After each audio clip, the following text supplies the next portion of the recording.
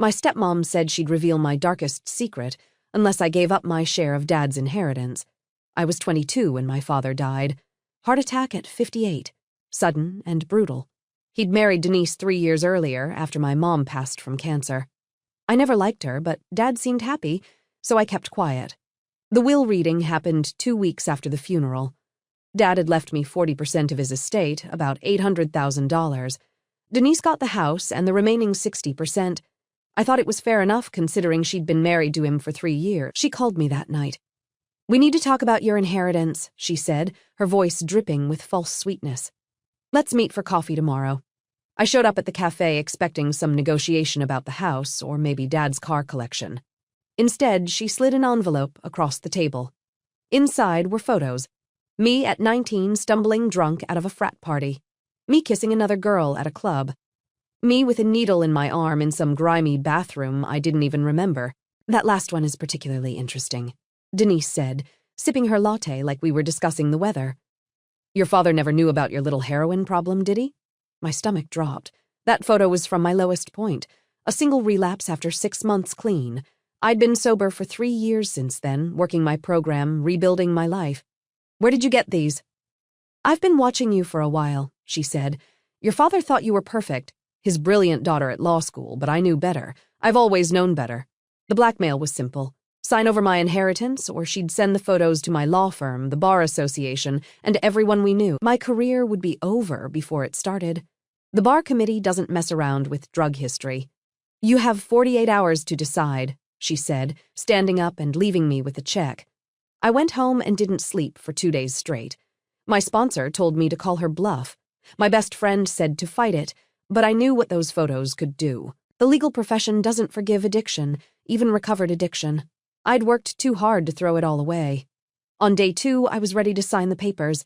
Then my aunt called, Dad's younger sister, who lived in Oregon. "I need to tell you something about Denise," she said, her voice shaking. "Your father changed his will 2 weeks before he died. He was going to leave everything to you." "What? Why?" "He found out Denise was having an affair.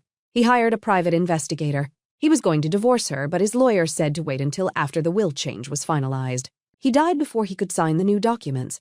I felt something cold settle in my chest. "Do you have proof?" "The PI sent me copies of everything. Photos, hotel receipts, text messages. Your father wanted me to have them in case anything happened to him." I met Denise the next morning with the signed inheritance papers. She smiled as I slid them across her table. "Smart girl," she said, reaching for them. Then I slid over a second envelope. Her face went white as she opened it. Photos of her with a man I didn't recognize. Hotel receipts. Text messages planning my father's life insurance payout. "Here's what's going to happen," I said, my voice steady for the first time in days. "You're going to tear up those papers, you're going to sign over the full inheritance to me, and you're going to leave town within the week." "Or what?" she whispered. "Or I send these to the police." "That text where you discussed his medication, the one where you talked about increasing his blood pressure. I'm sure the detectives would love to see that." I couldn't fit what happens next in this short video. Watch the rest down below. She tried to grab the envelope, but I was faster. Pulled it back, held it against my chest. "These are copies," I said. "The originals are with my lawyer, along with a letter explaining everything. If anything happens to me, they go straight to the police." That was a lie. I didn't have a lawyer yet. Couldn't afford one on a law clerk's salary, but she didn't know that. Denise's hands were shaking. "You can't prove anything. Those texts could mean anything." "Really?" "Because the one from March 14th says, and I quote, 2 more weeks of the double dose and we'll be set." My father died on March 29th. That's 15 days. Her lip trembled. She was trying to figure out if I was bluffing. I wasn't. My aunt had sent me everything that morning. 63 pages of documentation, credit card statements showing hotel rooms booked during Dad's business trips, phone records proving hundreds of calls to a number registered to someone named Trevor Hollis, and the texts, God, the texts were damning. "I want you out of the house by Friday," I said. "Take your clothes and your car. Everything else stays. That house is legally mine for now. But once the police start investigating Dad's death, once they see these messages about his medication, his sudden heart attack won't look so natural anymore. And you know what happens to inheritance when someone's convicted of murder?" Her face went from white to gray. I didn't murder anyone. Then why does your text from March 10th say can't wait to be rich and free? Why did you increase his life insurance policy 3 months before he died? I'd found that detail buried in the PI's report. She doubled Dad's life insurance from $500,000 to $1 million in December. He'd signed the forms, but never read them. Too trusting. Always too trusting. You have no idea what you're doing, she hissed. Trevor won't let you get away with this. Trevor Hollis, the contractor. I pulled out my phone and showed her a photo. This Trevor? It was a screenshot from the PI's file. Trevor and Denise in a hotel parking lot. His hand on her ass. He's already talking. I lied again. My lawyer contacted him yesterday. Told him we had evidence of conspiracy. He's willing to testify in exchange for immunity. Another complete fabrication. I'd never even met Trevor. But Denise didn't know that either. She stood up so fast her chair fell backward. Other customers turned to stare. You're insane. Maybe, but I'm the one with evidence. And you're the one who's about to lose everything. I gathered my papers and walked out. Left her standing there with her mouth open and her expensive latte getting cold. 3 hours later, my phone rang. Unknown number. Listen to me very carefully. A man's voice said. Deep, threatening. You need to back off. Who is this? A friend of Denise's. Someone who doesn't appreciate little girls playing detective. Trevor had to be. Tell Denise the deal stands, I said. She has until Friday, or what? You'll go to the cops with your little folder. They won't do anything. Rich widows don't get investigated unless there's a body covered in stab wounds. There's a body, my father's, and there's enough evidence to at least start an inquiry. Once they exhume him, once they run a tox screen, we'll see who's right. Silence on the other end. You're bluffing, he finally said. Try me. I hung up. My hands were shaking so bad I could barely hold the phone. I'd watched enough crime shows to sound confident, but I had no clue if they could actually exhume Dad's body. If any of this would hold up in court, I called my aunt. I need you to overnight me everything. All of it. Original documents, not copies. What's happening? Denise knows I have the files. She's going to fight back. I need the real evidence, not just photos of evidence. Be careful, my aunt said. Your father trusted that woman. Look where it got him. The package arrived Thursday morning, FedEx signature required. Inside was a thick manila envelope containing 3 USB drives, a spiral-bound report, and a handwritten letter from Dad. The letter was dated March 15th, 2 weeks before he died. Rachel, if you're reading this, I'm dead. And I need you to know the truth about Denise. I've made a terrible mistake. She's been poisoning me. Not dramatically. Not with anything that would show up on a standard tox screen. Just small doses of my own blood pressure medication, doubled and tripled when I'm not looking. The PI confirmed it. She's been crushing extra pills into my morning coffee for months. By the time I figured it out, the damage was done. My doctor says my heart's already compromised. Stopping the extra medication now won't reverse what's been done. I'm changing my will. Everything goes to you. Denise gets nothing. But my lawyer says I need to wait. Do this properly, or she could contest it. So I'm waiting and I'm writing this in case I don't make it. Don't let her win. Don't let her take what's yours. I'm sorry I didn't see through her sooner. I was lonely after your mother died. I wanted to believe someone could love me again. I was wrong. I love you. I'm proud of you. And I'm sorry I won't be there to see you graduate law school. Dad. I read it 3 times, sat on my apartment floor and cried for 20 minutes. Then I called a lawyer. Not just any lawyer. The best criminal defense attorney in the city. Miriam Chen had a reputation for being ruthless. Her consultations cost $500 an hour. I didn't have $500. I'll pay you from my inheritance, I told her receptionist. Once I get it back from the woman who murdered my father. That got me an appointment. I showed up at her office Friday morning with every document my aunt had sent, spread them across her conference table like I was presenting a case. She listened without interrupting, took notes, studied the texts. This is good, she finally said. Really good, but it's not enough for a murder charge. My heart sank. However, she continued, it's plenty for a civil case, wrongful death. We can sue her for the full inheritance plus damages, and we can file a request for an autopsy. If we find elevated levels of medication in your father's system, that changes everything. How much will this cost? More than you have, but I'll work on contingency. If we win, I take 30% of whatever you recover. If we lose, you pay nothing. Why would you do that? She smiled. Because your stepmother is a piece of work, and I enjoy destroying pieces of work. Also, this case will make headlines. Good publicity for my firm. I signed the papers that afternoon. By Monday, Denise had been served with a lawsuit. Wrongful death, fraud, emotional distress. We asked for $2 million in damages plus attorney fees. We also filed a motion to exhume Dad's body. Her lawyer called Miriam within hours. They want to settle, Miriam told me. No, you should hear the offer. They're willing to concede the full inheritance plus $200,000 in damages. You'd walk away with over $1 million. I don't want a settlement. I want her in prison. Miriam was quiet for a moment. Prison is harder. The DA would have to press charges. And honestly, the evidence is circumstantial. A good defense attorney could argue she was just being helpful with his medication. She tripled his doses, which we can't prove without an autopsy. And even then, there's no way to prove she did it deliberately versus him accidentally taking extra pills. What about the texts? Suggestive, but not conclusive.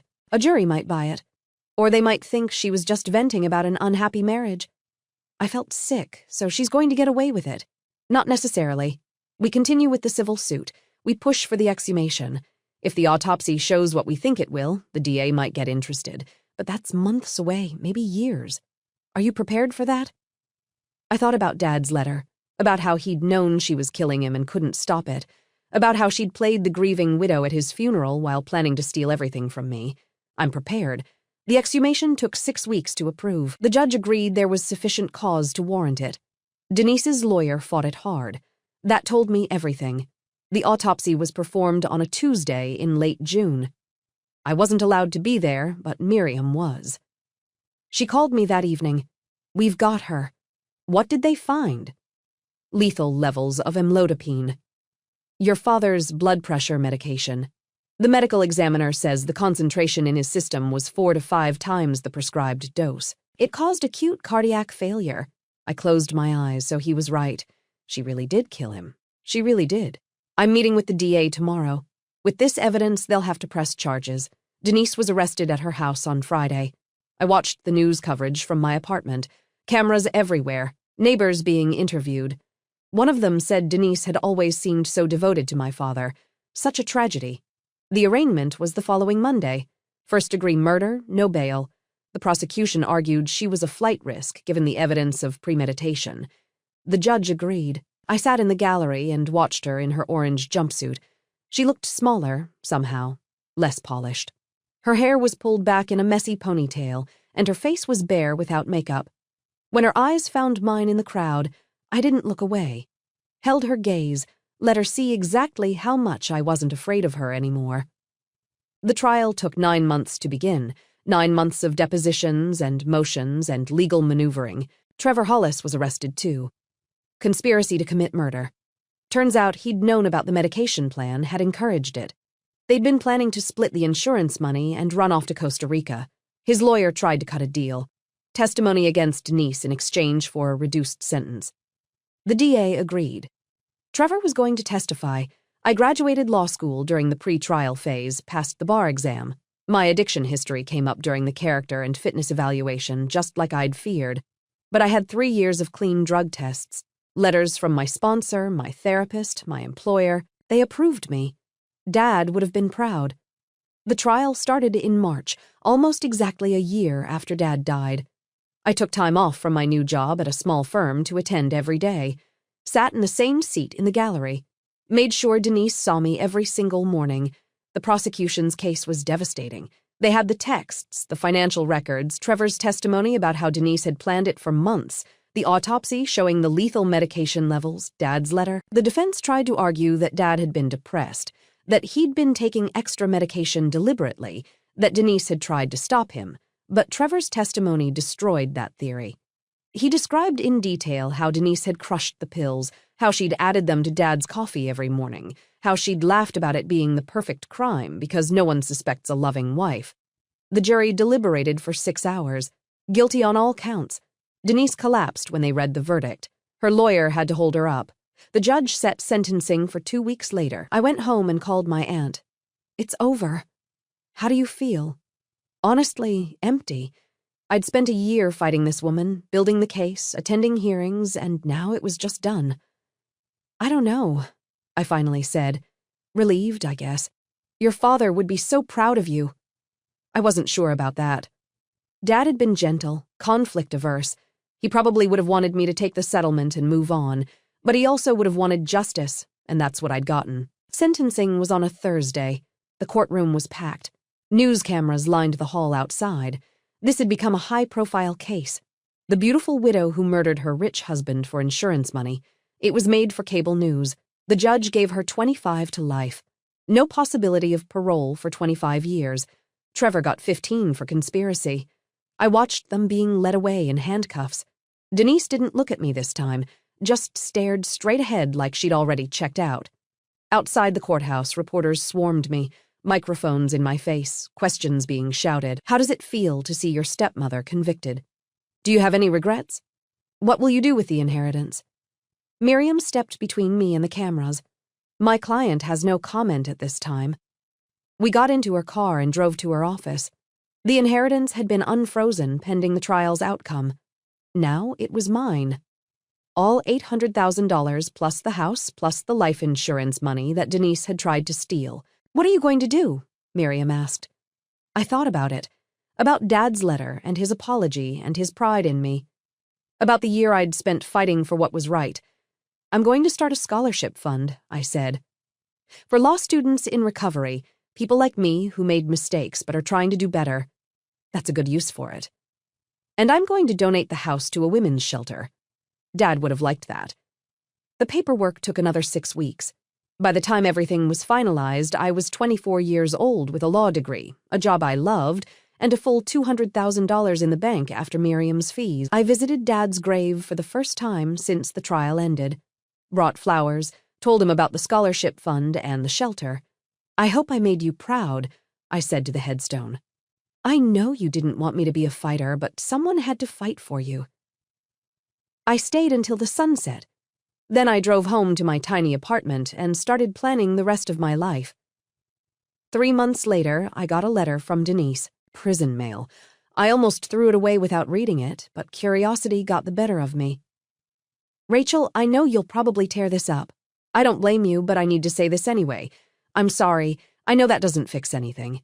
I know it doesn't bring your father back or undo what I did, but it's the truth. I was desperate. Trevor and I were in debt, hundreds of thousands from his failed business ventures. We were going to lose everything. When I married your father, I saw a way out. I didn't plan to kill him at first. I just wanted the comfortable life. But Trevor pushed me, said it was the only way. And I was weak enough to listen. Your father was a good man. He didn't deserve what I did to him. And you didn't deserve to lose him. I'll be in prison for the rest of my life. That's my punishment. But I wanted you to know that I think about him every day, about what I took from both of you. I don't expect forgiveness. I just wanted you to know I'm sorry. Denise. I read it twice. Then I put it through my shredder. Some things don't deserve a response. I threw myself into work, made junior partner at my firm by 27, started speaking at law schools about recovery and second chances. The scholarship fund grew. We awarded our first grants 2 years after Dad's death. I met Victoria at a recovery meeting when I was 28. She was 6 months sober and terrified. Reminded me of myself at 19, all raw edges and desperate hope. We started having coffee after meetings, then dinners. Then she moved into my apartment. My aunt came to visit that Christmas. She hadn't met Victoria yet, was nervous about how I'd turned out after everything with Denise. You seem happy, she said, watching Victoria and me make dinner together. I am. Your father would be glad. He worried about you being alone. I'm not alone. She smiled. No, I can see that. We spent the holiday at Dad's old house. I'd kept it after all. Couldn't bring myself to donate it. Victoria and I had been fixing it up, repainting the rooms, replacing the furniture Denise had chosen, making it ours. This feels right, Victoria said, looking around the kitchen on Christmas morning, like he'd approve. I thought about Dad's letter, about how he'd been proud of me even while he was dying, about how he'd fought to make sure I got what was mine. Yeah, I said he would. The scholarship fund gave out its 10th grant when I was 32. A kid from Detroit who'd struggled with cocaine but got clean and fought his way into law school. His thank you letter made me cry. "I was ready to give up," he wrote. "Nobody believed a former addict could make it in law, but your scholarship gave me a chance. I'm graduating this spring. Top of my class. I'm going to work in public defense, help people who made mistakes like I did. Thank you for seeing potential where everyone else saw a liability." That night, I told Victoria I wanted to expand the fund, start offering it to undergrads too, not just law students. "How much would that cost?" she asked. "More than we have, but I could take out a loan against the house or fundraise, or we could both work on it, make it a real foundation." Victoria had been working in nonprofit management for the past 2 years. She knew how to run this kind of thing properly together. We could actually do it. We filed the paperwork that spring. The Morrison Foundation for Recovery and Education, named after Dad, not me. He was the one who'd believed in second chances, who'd loved me even when I was using, who'd left me everything because he knew I'd use it well. The foundation grew faster than I expected. By year 3, we were supporting 40 students. By year 5, over 100. Victoria quit her job to run it full-time. I kept practicing law, but did most of the foundation's legal work pro bono. We got married when I was 34. Small ceremony in Dad's backyard with just my aunt, some friends, and a few of our scholarship recipients. One of them, a woman named Patricia, who'd been clean for 7 years, gave a speech about how the foundation had changed her life. "I was nobody," she said, her voice shaking. "A statistic, a cautionary tale.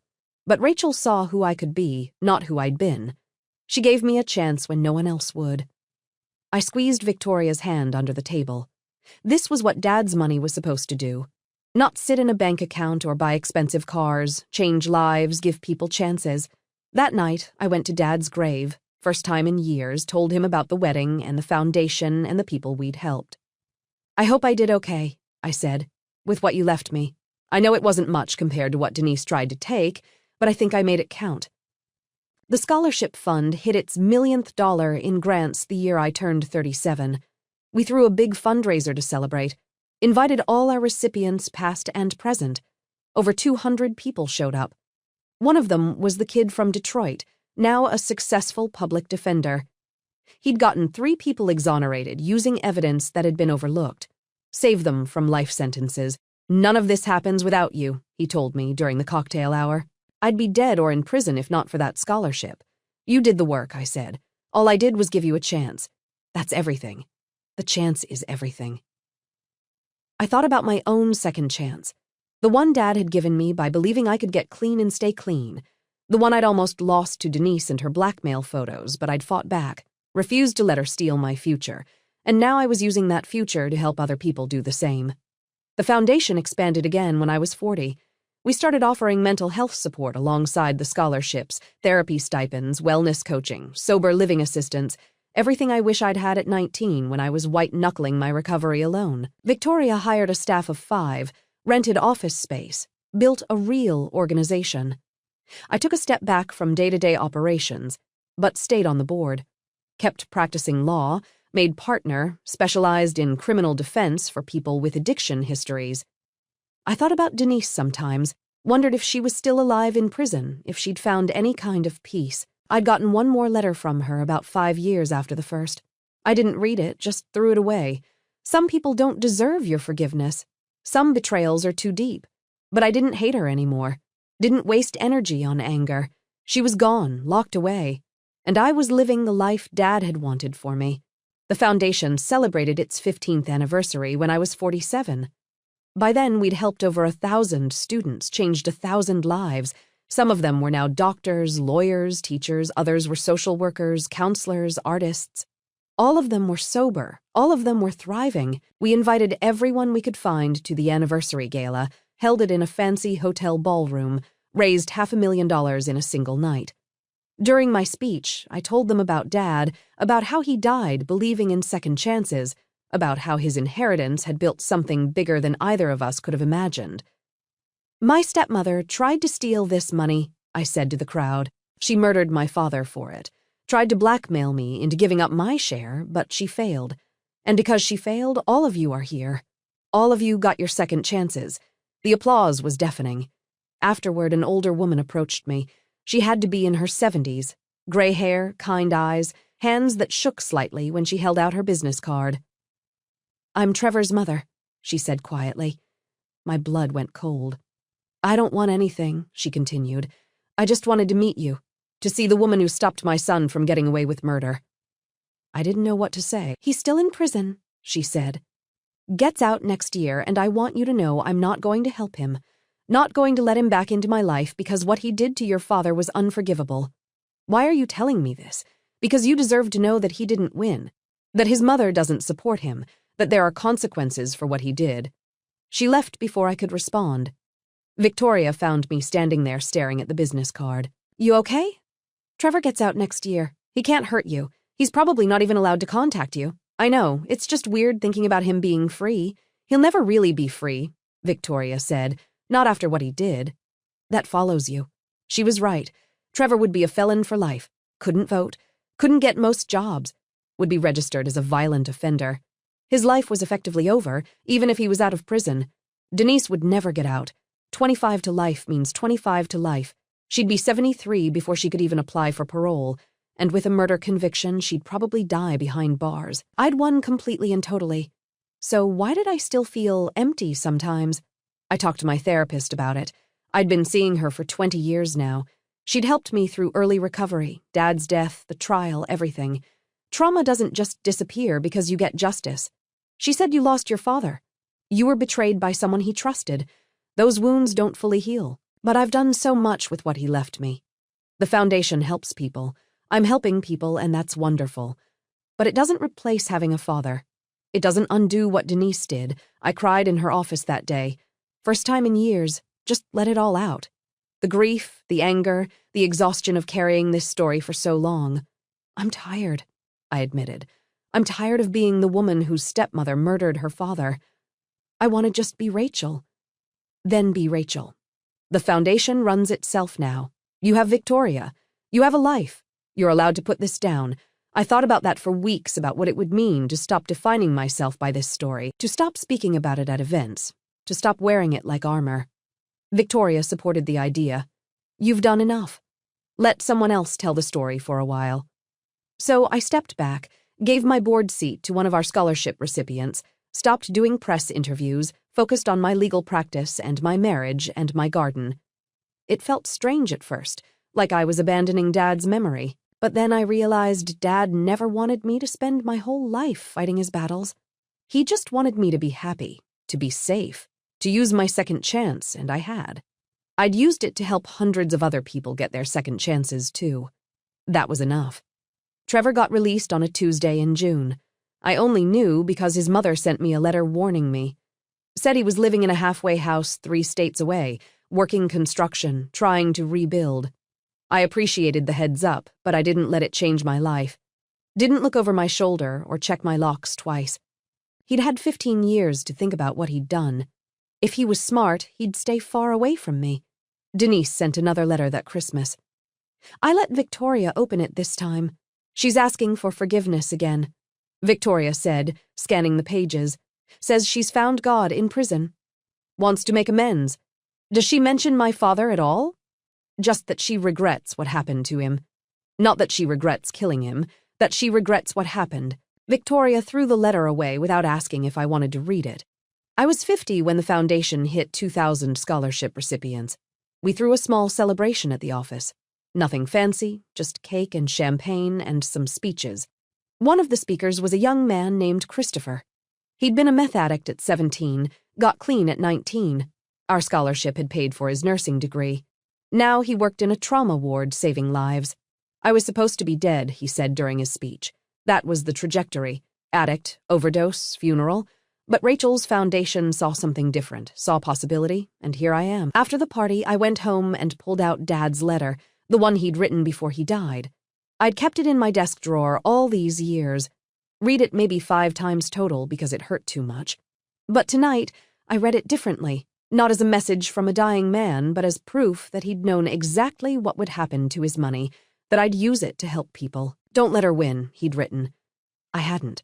Denise had lost everything, and I'd turned Dad's inheritance into something that would outlive us both. Victoria found me crying at the kitchen table. You okay? I'm good, just thinking about Dad. He'd be proud of you. I know, and I did know for the first time in decades I really believed it. I retired from legal practice at 55, sold my partnership stake, used half the money to fund the foundation for another 10 years, used the other half to travel with Victoria. We went to Italy, Japan, New Zealand, everywhere Dad had wanted to go but never got the chance. On each trip, I'd find a quiet moment to think about him, to say thank you for the inheritance that had changed my life. Not just the money, but the lesson that you fight for what's right, even when it's hard, even when it costs you. Denise died in prison when I was 58. Heart attack. Same thing that killed Dad. The irony wasn't lost on me. Her lawyer sent me a letter asking if I wanted any of her personal effects. I said no. Didn't want anything that had belonged to her, but I did go to her funeral. Small service. Almost nobody there. Just her sister and a few people from the prison ministry. I sat in the back and didn't say anything. Just watched them lower her casket into the ground. Tried to feel something. Anger, satisfaction, relief. I felt nothing. She was just a woman who'd made terrible choices, who'd died alone in prison because of those choices, who'd tried to steal from me and failed. The story was over. I turned 60 last month. The foundation is stronger than ever. We've helped over 3,000 people now, given out almost $5 million in scholarships and support. Victoria and I live in Dad's house, the one Denise had tried to claim. We've made it beautiful, filled it with light and love, and the kind of life Dad had wanted for himself. Sometimes I stand in the kitchen and imagine him there making coffee, reading the paper, laughing at some joke I'd told. I think he'd like how things turned out. Not the murder or the trial or the pain, but the aftermath, the foundation, the lives we've saved. I keep his letter in a frame on my desk now. Read it whenever I need to remember why I fought so hard. Don't let her win. She didn't win, Dad. I made sure of that. And more importantly, I didn't just fight for revenge. I fought to build something, to take the money she'd tried to steal and turn it into hope for people who needed it. That's the real victory. Not putting her in prison, not getting the inheritance back. It's knowing that every single dollar she wanted to steal ended up helping someone get a second chance. Every bit of money she'd plotted and killed for went to making the world a little bit better. I won completely and finally. And Dad's legacy lives on in every student we help, every life we change, every person who gets to be more than their worst mistake. That's what inheritance really means. Not money, not houses, not revenge. It means taking what you're given and building something that lasts. And that's exactly what I did.